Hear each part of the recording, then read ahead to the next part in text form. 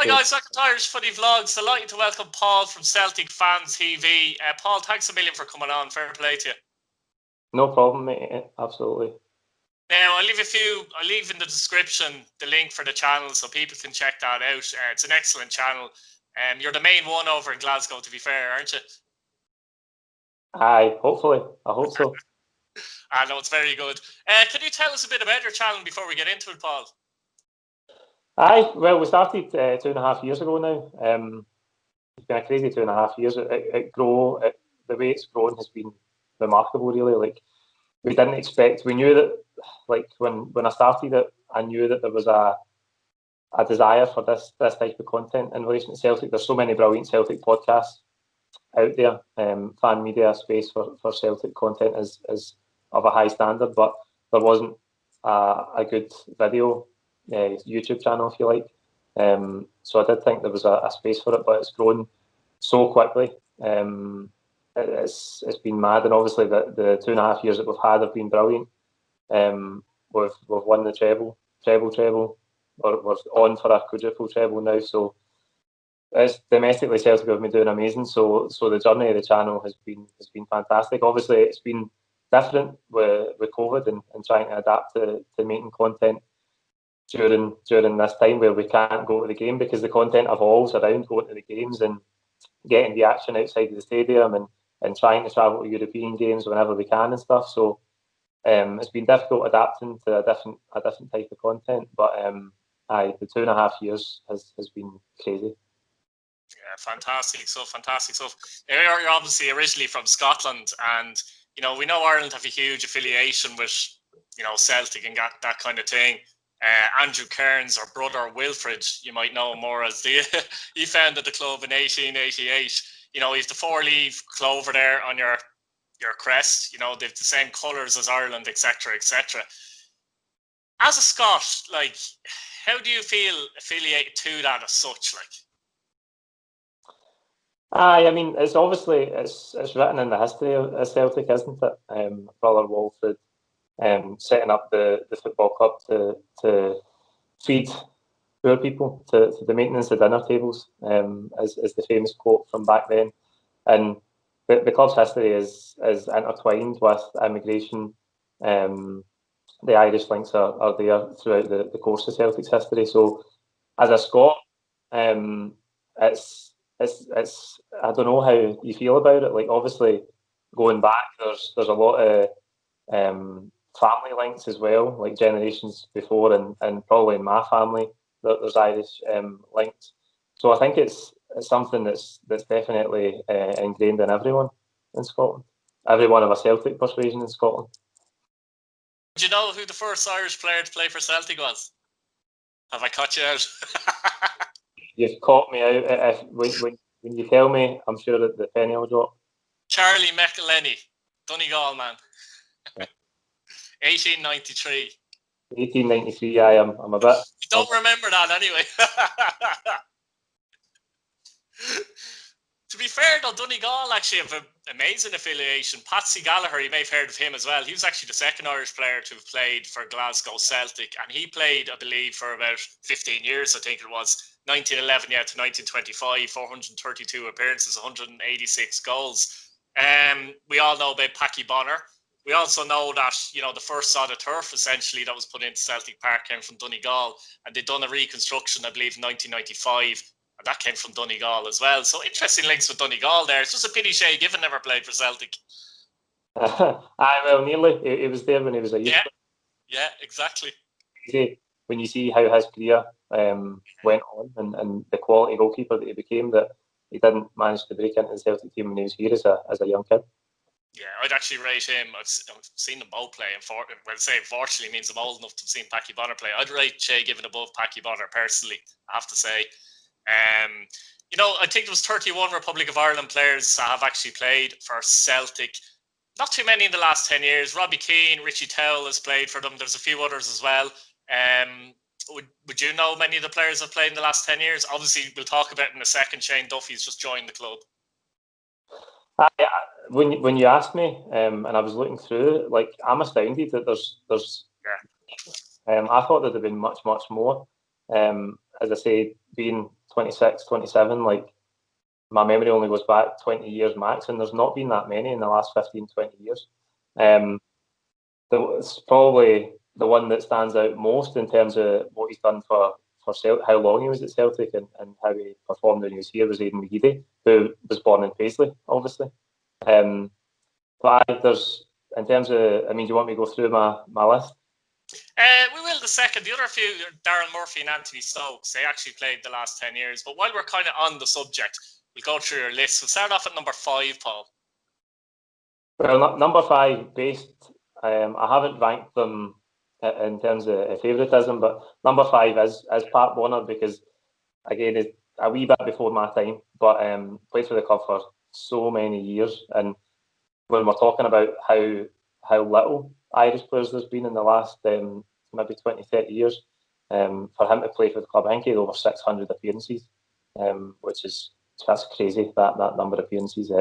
Goalkeeper during the centenary year as well, which is obviously a period remembered fondly for the club as well. So, Pat Bonner's number 5. One club player, yeah? I think so, aye. So, I don't think he played for anyone else, not that I can recall. Anyway, number 4. Number 4, we'll go Liam Miller. God rest him. I think when he came into the Celtic team, a very good Celtic team, obviously, Martin O'Neill's era, Henrik Larsson, John Hartson, Chris Sutton, Stilian Petrov, all of the guys. I remember him scoring a goal against Anderlecht with his left foot. It was an absolute belter. And for a young player to come in and make a mark in that team, took some going, because, as I say, it was full of quality players. And to even get a game in that team shows you how good he was. And I know at the time when he went to Man United, there was a lot of supporters that thought he went too soon, and he should have stayed at Celtic for a good deal longer before he made that jump, because it didn't really work out for him at Man United. But he when I was looking through the players, he was one that I remember as a young boy being really impressed with. Yeah, he was from Cork, the same as Roy Keane, and unfortunately, I think when he moved to Manchester United, he felt the pressure of that as well.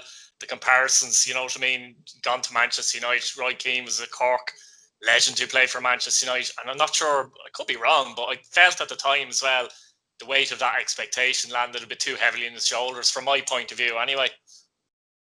Aye, to following Roy Keane as an Irishman would have been hard enough, but Never mind. to be from the same place as well, and as I say, probably making that jump too early in his career, it would have been a lot of pressure for him at a club that size.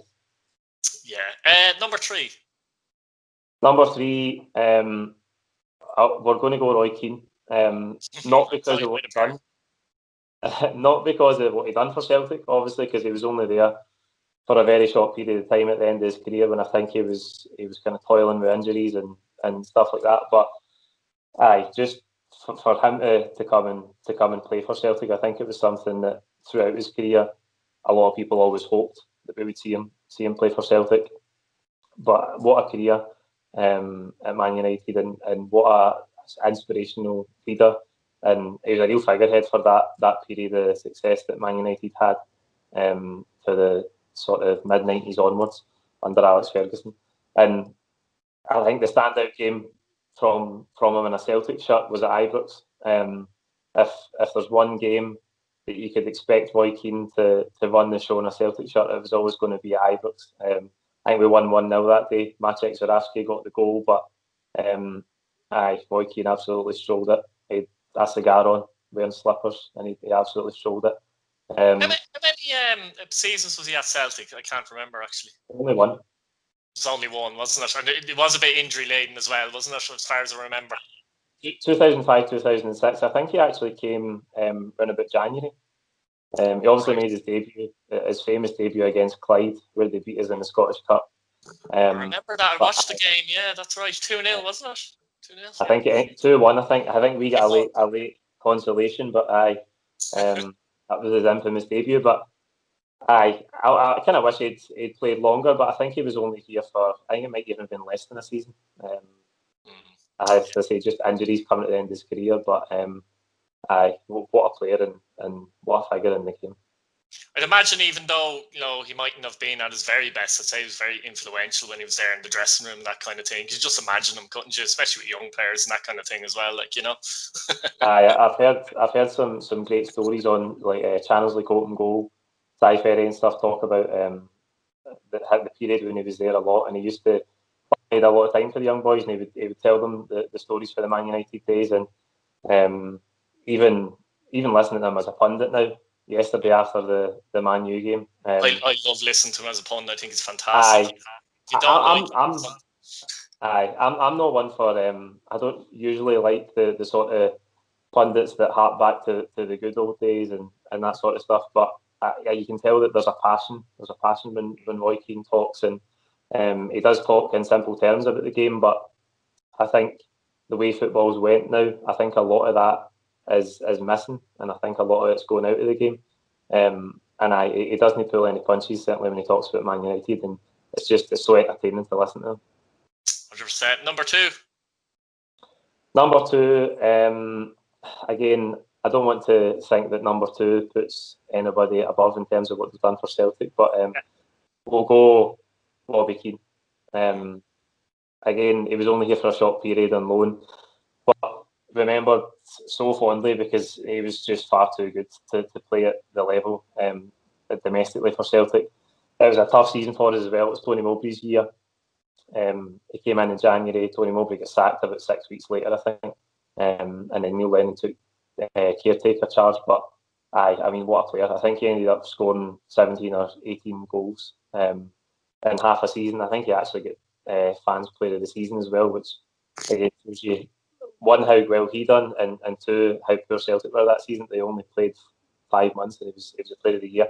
But he was just, what a goal scorer! His technical ability was just streets ahead of everybody else on the pitch for Celtic and everybody else in the league. I just think he was probably thinking, what am I doing at this level? Like, it's just one of the things where he was out of favour and he was able to come and loan. But what a player. I remember that was kind of around about I think that was my second season as a season ticket holder at Celtic Park, and what a joy to watch. You could just tell, like, when you see these guys who have played at the highest level, when you see them live, like, it's the touches and the movement, and it was top class.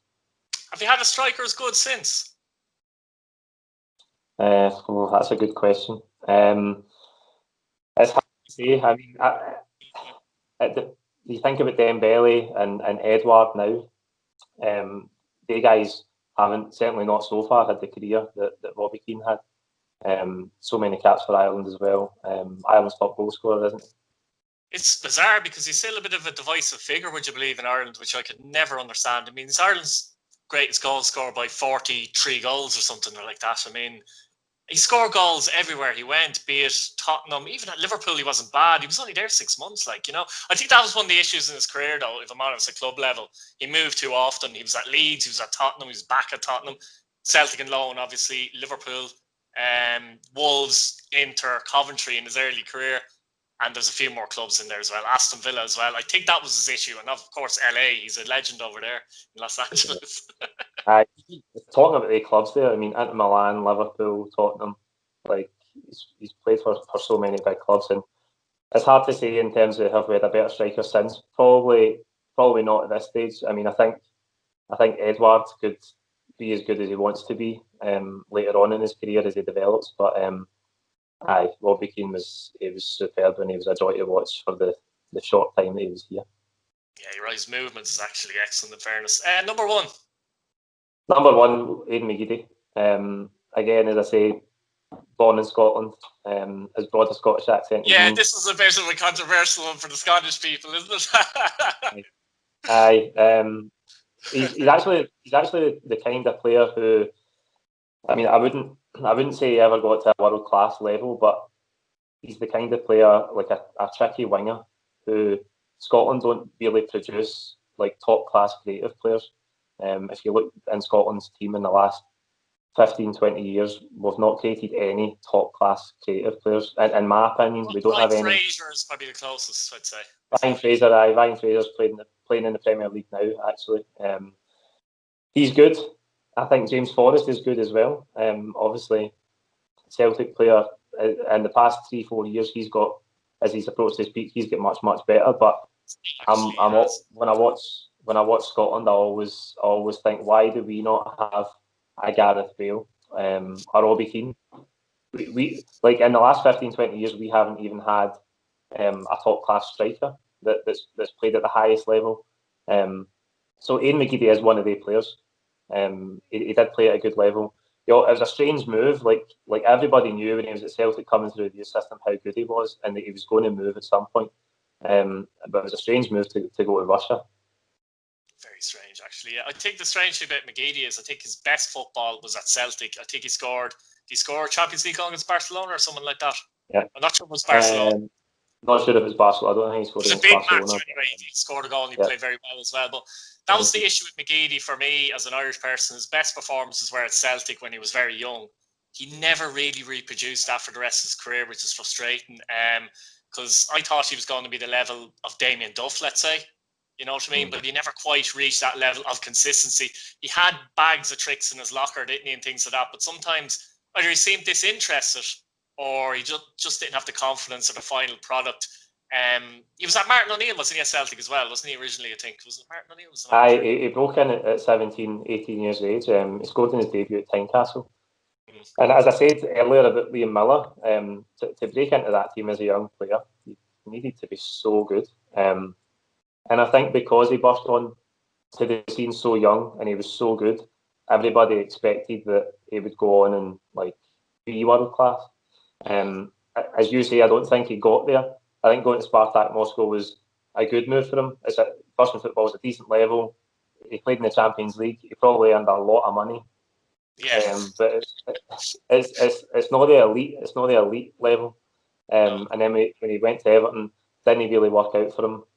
He couldn't nail down a place week in and week out because there was no doubt in the ability that he had. And I suppose that's a thing for a lot of wingers, isn't it? Consistency. I mean, if he could have been consistent, he would have been absolutely world class. He had the ability, exactly. Some players don't have the ability, but Abe McGeady did have the actual ability to play at a higher level or play at a level like that more consistently. That's the thing with Abe McGeady, wasn't it? He definitely had the ability. And in those games against the big team, like AC Milan, I think he played against AC Milan, and he absolutely rinsed. I think it was Fabrizio Colacini. It was those performances that made everybody think this boy is going to the top. And as I say, he's made a lot of money and he's had a good career, but I don't know if he's fulfilled the potential that when he broke into the Celtic team that everybody thought he had. No, definitely not. We'll get on to Shane Duffy now. Obviously, Shane Duffy signed for Celtic on loan from Brighton Hove Albion. How do you think his performance has been so far for Celtic? He's played in the back three mainly, has he?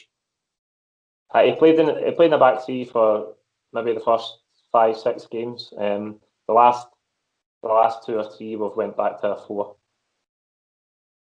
And do you think he plays better in a 2 or plays better in a 3? I think he's played much better in the 2. To be fair, he's came in for a lot of criticism since he's came to the club. There's no getting away from it, and he said himself before the Rangers game that, and maybe it was the game after the Rangers game, he done a pre-match interview and he said, "Listen, I know that I've not been playing well, and I hear it from my mates, and being a Celtic fan himself, he'll be his own harshest critic, but he's not played well. He did struggle in the back three. We know he's not the quickest defender in the world, which I'm sure you know watching him for Ireland. So he did get exposed playing as part of the back three, but he's just been making really uncharacteristic errors. He was really poor against Rangers. He was basically at fault for or at least partly at fault for both of the goals. He had a really poor error against Aberdeen, against AC Milan. That's where when you play against a team at that level, that's where the pace kills you, because people were just running by him and he looked like he was running in quicksand. So he has struggled. There's no getting away from it that he struggled. He was better yesterday against Aberdeen.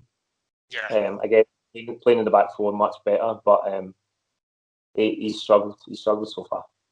Yeah, the interesting thing I find with Shane Duffy, Paul, is the fact that he tends to play better at international level for some reason. He's one of those players. At Brighton, he was all right. He obviously lost his place at Brighton, but he was okay. I always thought for Ireland, Richard Dunn was like that as well. I don't know if you remember Richard Dunn, played for Man City, Everton, teams of that. Played for Ireland, he was world class every time he went onto the pitch. Duffy's not quite that level, but he definitely ups his performance when he plays for his country. And I suppose a lot of Celtic fans are thinking the fact that he's a Celtic fan and there is that affiliation with Ireland, that maybe he'd reproduce his Irish form with Celtic.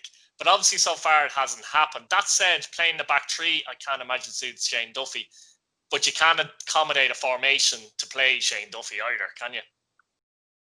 No, and I think obviously, like, he's not at fault for the formation stuff. I mean, Celtic have been in between formations. I think we signed players to play in a 3-5-2, but it just hasn't worked for us this season, and that's obviously out with Shane Duffy's control. He's just came to the club and he's been put straight in the team, and that formation looks like it hasn't suited him. But I think the thing for me that I've heard a lot of people saying it recently in different videos and different outlets and radio stations and stuff, that he spent most of his career defending on his 18-yard box. He's played for Brighton, he's played for Ireland. Ireland are obviously, in most games when he plays for Ireland, he'll be defending. But you come to Celtic, and 9 weeks out of 10, Celtic play on the halfway line. They dominate the ball. They have 70% possession, and like, that's a totally different style of defending that he's probably not used to. He's probably not played that sort of defending most of his career. He needs to have a lot of the ball. I know Brighton have adapted their style of playing the past couple of years with Graham Potter, so maybe that's why he's lost his place. Yeah, exactly. I was going to point that out. That's why he's lost his place. Yeah, right. He's a typical old-fashioned back to the wall type defender. Get your head on it, get blocks in. He's brilliant at all of that. That said, obviously the Scottish Premier League is weaker than the English Premier League, obviously. So teams like, Motherwell, no disrespect to these teams, Aberdeen or whatever, he should be capable of doing better, let's be honest, at that level, shouldn't he, in fairness? He's not coming up against, Chelsea's every week or Manchester United's every week, or even, teams like Newcastle would be very strong in the Scottish League, do you know what I mean? So he's capable. With Ireland, he's been playing a bit more high line recently with Stephen Kenny as well, and he's done okay, I have to say. Maybe that'll help him out as well, but, if he can adapt and get used to the game up there, because it's a different game as well. Like, everyone thinks the English game, Scottish game, even the Irish game's all the same. It isn't really, though. The leagues are a bit different. No, it's definitely different. And some I hear players who have played in England and in Scotland say quite a lot is that you don't get any time on the ball in Scotland. Like, everybody's rushing at you 100 miles an hour, whereas in England you get time to maybe pop the ball about and you're not put under as much pressure. And I think concentration's a big thing as well. People talk about it for goalkeepers all the time, like Celtic goalkeepers, concentration, because for 90 minutes, for 85 minutes, you might not have anything to do, but then you need to make a save. And so that works for the centre halves as well. If maybe he's used to playing in a Brighton team that they're switched on all the time because they're playing against high calibre opposition and they are not the team that are dominating the ball. Whereas you're playing for Celtic and they are dominating the ball, and then you might only be stretched twice or three times a game.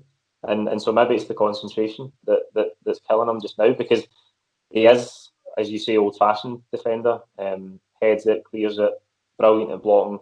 But even those things, like the errors he's made so far, are even simple, like the basic things that he's not been getting right. So I don't know whether he's overthinking it, whether it is that concentration thing, or he's feeling the pressure, even though there's not any fans in the stadium. But being a Celtic man himself and the 10 in a row season, maybe he's just adapting to the pressure. I don't know. He's got those leadership qualities in him as well, so hopefully he can bring them to the fore at Celtic, and we'll see how Celtic, I suppose, get on this season as well. I mean, the last 5 games for Celtic, what was the 5 games they win before they beat Aberdeen in the Cup semi-final? 4 games without a win, aye. And was not the Cup semi-final last year's Cup as such? Aye, it's last year's Scottish Cup. Yeah. Such as the pandemic, obviously, we've ended up playing. It was only the semi-final and the final that were left to play, so they found a way to squeeze it in. So if Celtic win that, they win the quadruple, is that right? Quadruple treble, aye. So that'll be 4 seasons in a row that we've won all the domestic trophies available. 11. We've won 11 domestic trophies in a row. Yesterday was 35 cup victories in a row. So it's remarkable consistency for the team in those cup competitions. And growing up as a Celtic supporter and talking, as I've talked in this video about the Martin O'Neill team, Martin O'Neill won a treble in his first season, and it was the first time Celtic had won a treble for decades. I think it was maybe only the third time, if I remember correctly, the third time in our history that we'd ever won one. And we've won 3 in the last 3 years. We've doubled the amount of domestic trebles in the club's history in the last 3 years, and we're on for 4 in a row. It's incredible. It's amazing. And just before I let you go, do you welcome Rangers back, to be honest? You can't go back, though, for the rivalry, to be honest. I mean, it's hard to say. It's a tricky question. It's a tricky question. I think, obviously, when Rangers were out the league, Celtic brought in Ronnie Dyler. It didn't work out. The levels dipped. The attendances dipped. That's there for everybody to see. It probably is a case of they need each other.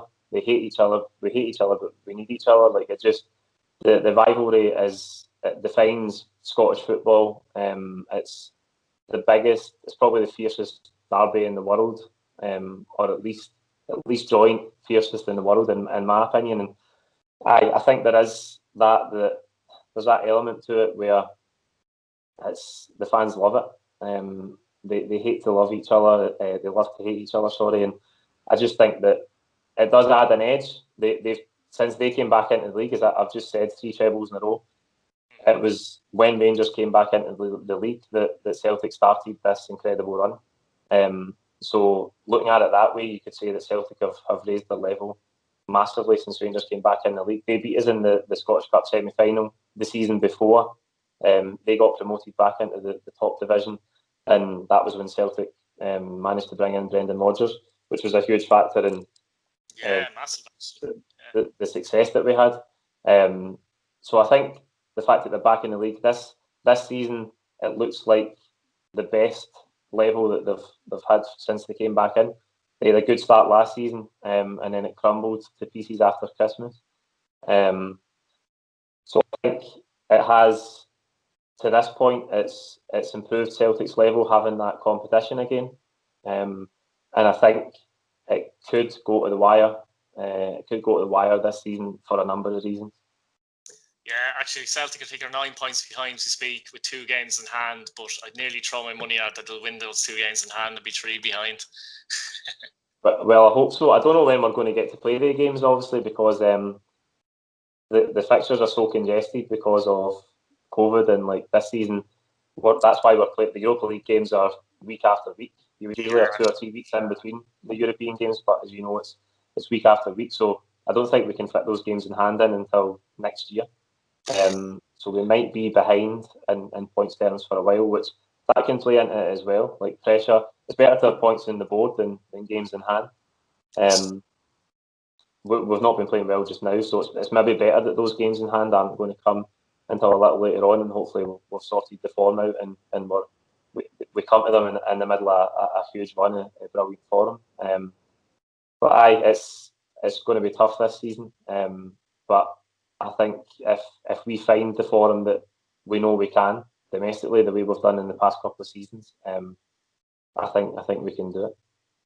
Brilliant stuff, Paul. Look, thanks for coming on. Really appreciate that, guys. And check out Celtic Fan TV. I'll leave the link in the description and in the comments. I'll pin it. And cheers again, Paul. Thanks very much. Well, man, thanks for having me. Cheers.